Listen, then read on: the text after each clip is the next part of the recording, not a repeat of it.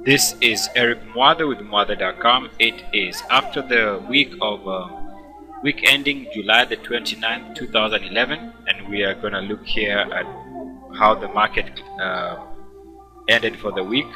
Let's take a look at the Brazilian market, and the reason why I bring this to your attention is because this is the first major world market in the Bovespa, which is now, or at least has traded below 20% from its May, or from its highs. So since this highs here, and for the Bovespa the highs were sometime in November, it's come down at least 20% since that high, which would bring it to close to technical bear market territory. Now we'll see how it trades, and I'll bring this chart towards the end of the video to see what it's saying. But this is the first world market to show us that there's a possibility that we might even see a bear market scenario in our markets, the US markets, if things progress in that direction. Now let's continue here, and we take a look now at the Dow Jones hourly chart. Based on my video from last week, I pointed out that even though the Dow had moved close to short-term highs here, the technicals had not followed through. As you can see right there, technicals were lower. Price was back to July highs, but the technicals was subpar, and that I was speculating could be a reason for the market, even though it ended the week on a positive note, would be the reason for the market to pull back. And this week has been a straight down week, with the Dow Jones being down straight 5 weeks since then. The technicals as of Friday were pointing to that possibility, and that's what the market decided to do.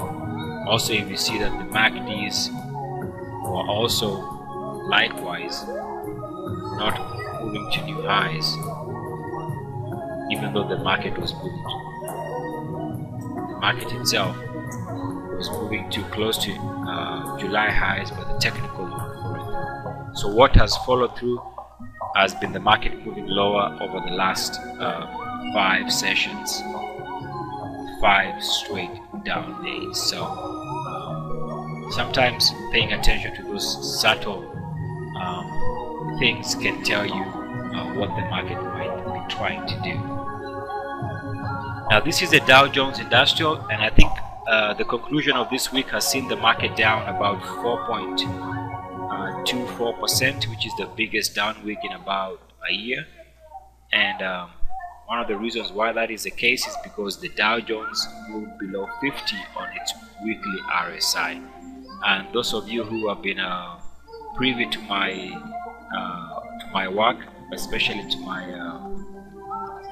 my secrets content, you realize every time a market moves above or below a critical level, which being 50 in this case, the market is going to have a big move. So if you want to explain away why the market had a big down week, it's because we slashed below 50 this week. Now this being the conclusion of the week gives us the possibility now of a market moving back above 50 next week. So just because we have 5 straight sessions doesn't mean that the market can't try next week. It can. And also we see the market came down to this area here, which connects this October lows and July 2010 lows, the RSI. If you draw a straight line, you come to this area here, which is an area where the market could decide to either find support or break down further. So we'll see how the market responds next week, which is going to be the beginning of the month of August. So lots of things happening. We gotta have new monthly energy, new monthly possibilities. So we need to watch out for a market here to change its direction short term, probably even want to spike higher. That would not surprise me, especially with confirmed support of this line, which connects 2009 lows of the Dow Jones weekly RSI. Now if you take a look at the Nasdaq. The Nasdaq was down about 3.5% for the week, and what we see here is that, like I pointed out, the market was making, let me show you this, the market was moving closer to new highs here in the last couple of weeks, but the technicals were not good. Technicals were very low, as you can see, and the RSI formed a double top. So that to me suggests that longer term, by the end of the week, we might see the market still showing a possibility of a negative sentiment. Day to day, the market might bounce, but I think month to month, there is a possibility of this market moving lower. If you look at it from a month to month basis now, there is a possibility that next week we might, the possibility if the market gets weaker, we slash below 50 on the Nasdaq hourly chart, on the Nasdaq weekly chart, and by slashing below 50 on the Nasdaq weekly chart, we might see a big down on the Nasdaq. So be open to that. Any slide next week or in the coming weeks that moves the Nasdaq's weekly chart below 50 is going to be giving rise to a big down move on the Nasdaq. Now this is the S&P 500. Again, was down about 4% for the week. And if you want to explain this, the best way to explain this is on a technical basis. The market slashed below 50 on the weekly RSI, and that's why we had a big down week. As you can see now, we are back to this trend line here, which connects the March 2009 lows, the July 2010 lows, and also corresponds to this area here, which was August 2010 lows. And again, this was an area where the market found support for the last couple of weeks. We are back to that area. Should we see a slide below that, that's going to suggest we're in new territory, that the market is opening up the possibility for further movement lower. So we need to watch out for that, absolutely. Now, so moving on here. Now we take a look at the Dow Transports, which were down 4.5%.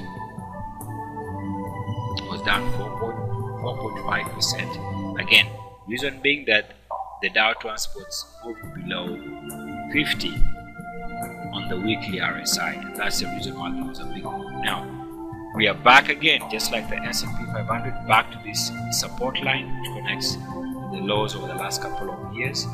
And should we, I would say, given the fact that this market has closed just below the trend line, I'm not convinced it's broken it. It could bounce, but as of right now, it's right at the support line. We'll see what happens in the coming weeks. But the weekly chart, as you can see, should we see a movement on the Dow Jones Industrials weekly chart that it brings it below this level here, below this line that corresponds to March 09 lows, and if the market breaks this trend line here, I would suspect we're going to see a further deterioration of the market conditions as far as the US market is concerned. So any slide is going to lead to bigger point losses on a weekly basis as far as the averages are concerned. Now let's take a look at the quad Qs, and I talked about this last week, the conclusion of the week, the fact that the Nasdaq was making new highs in price, but the technicals themselves, the technical strength of this was not good. So I'm not surprised to see, like I speculated over the weekend, last weekend, is the fact that this scenario here would lead to market probably giving up the ghost and moving higher. So that possibility still remains. We see the market moving lower this week because what it was trying to do, making new highs on weak technicals, was not what you want to see on a quality breakout. Again, the Nasdaq, the quad, the triple Qs, the QQQ. Again, you see here on a weekly basis, we were moving higher in price, but yet if you look at the technical picture was not good at all right here. In fact, we formed what seemed like to be like a short-term double top on the Nasdaq's hourly chart. So I'm going to leave you right there for the freebie part of this video, and I'm going to continue with the subscriber portion of this video.